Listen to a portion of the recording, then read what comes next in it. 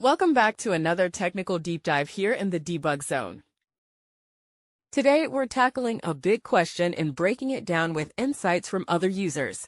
Hopefully, this clears up some misconceptions and helps you get the answer you need. So buckle up, stay a little curious, and let's jump right in.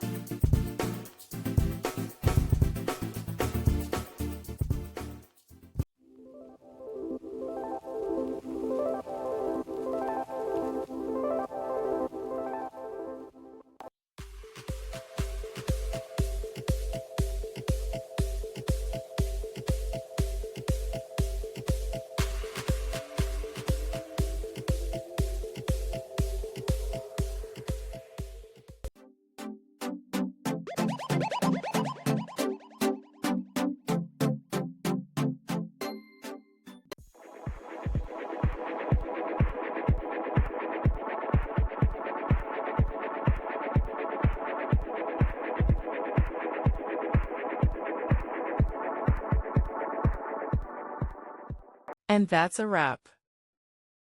I hope you found the answer you were looking for. If you did, take a second to hit that subscribe button. It really helps out. And let me know in the comments which solution worked best for you. See you next time in the Debug Zone.